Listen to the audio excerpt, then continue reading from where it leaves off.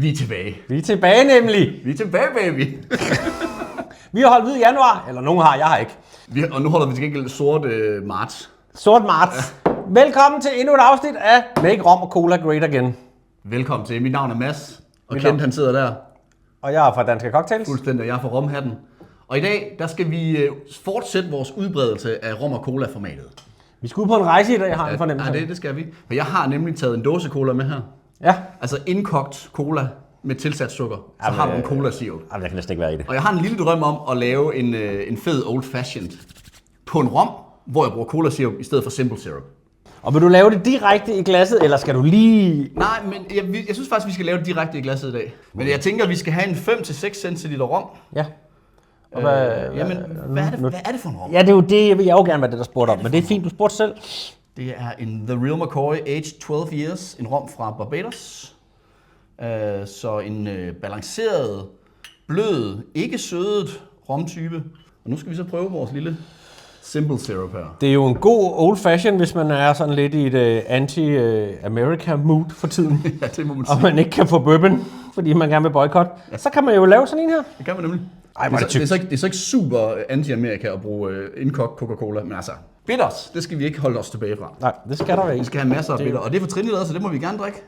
Bum. Hvad så er det? Cocktailens krydderi til dem, der ikke ved det? Det må man sige. Det er cocktailens svar på bacon. Ja. Og så skal vi egentlig bare røre. Og det gør vi ved, at... Men ikke ved hinanden. Jeg kylder noget is i. High, hvor det går.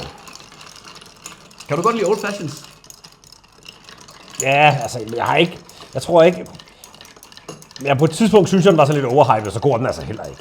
Nej, eller... Hvis bourbon er god, så kan jeg kan godt lide det. Ja. Jeg kan godt lide det, men det er ikke sådan, så drikker jeg en. Altså, det er ikke noget, jeg laver, når jeg er derhjemme. Det er jo ikke en skyllevenlig cocktail.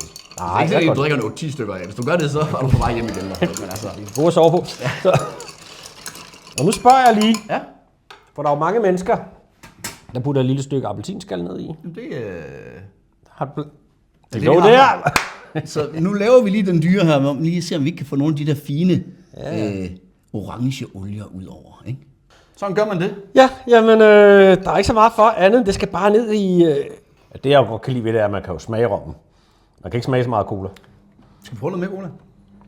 Altså, synes du, den er ikke for sød, vel? Nej, men den er heller ikke for stærk.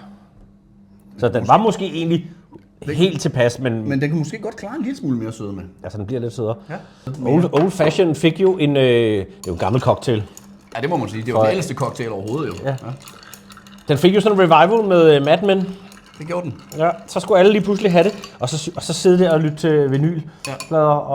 Og det blev sådan lidt. Ja, sådan en meget sexet John Hamm i flot 60'er jakkesæt. Det gjorde altså noget for folk derude. De skulle bare have så skulle de have old fashion. Og det skulle være nu, og det skulle være mange. Ja. Men jeg synes også, den kan noget. Der er noget æstetisk over den, og simpelheden i den, synes jeg også er fed. Altså, jeg synes, det er en voksen cocktail. Det må man sige. Det er en meget voksen cocktail. Og det er jo en af de første cocktails, der blev opfundet i gåseøjne. Det er jo sådan noget, man drak helt tilbage i det sene 1600-tal, start 1700-tal i USA. Der egentlig kun var sprut, vand og sukker og søde. Ja, det er rigtigt. Fordi normalt laver, det skal man jo lige sige derude, kan jeg se. På den originale old fashion bruger man jo ikke sukkersirup, det var jo ikke opfundet endnu. Der har man ikke fundet ud af, at man kunne smelte det. Det havde man nok, men man har ikke tænkt over det. Det var rent sukker, man skulle stå. Ja, og bitteren ned i og knust, ikke? Ja. Nu har den lige fået lidt mere colabund. Det blev det lidt mere karakteristisk af. Jeg synes, det er ikke sådan, at colaen går ind og overtager noget. Altså, du sagde lige, at du ikke rigtig kunne smage colaen. Men jeg synes jo alligevel, der er nogle cola-krydderier inde bagved. Ja. Det er ikke sådan, det overtager. Nej. Det spiller egentlig meget flot sammen med rommen, synes jeg, hvis jeg selv skal sige det. Godt fundet på, Mads. Ros mig nu, Kenneth. Han er simpelthen så dygtig, ham her. Det er lækker. Jeg kan godt lide det. Ja. Altså, jeg kan sgu godt lide det. Altså, jeg har lidt bias. Jeg kan jo godt lide alkohol.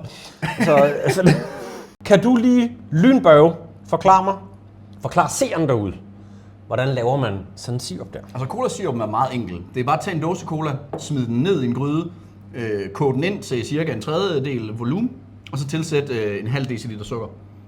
Så har du det der. Så jeg har ikke noget almindelig cola med, jeg har kun det her med. Så det er altså mere at følge med. Vi laver 6 afsnit i dag, og dem klipper vi og spreder ud over en periode. Og så kan I sidde og se dem. Vi ses derude til næste afsnit af Make Rom & Co Great Again med Mads og Kenneth. Tak fordi I fulgte med. Ja, det.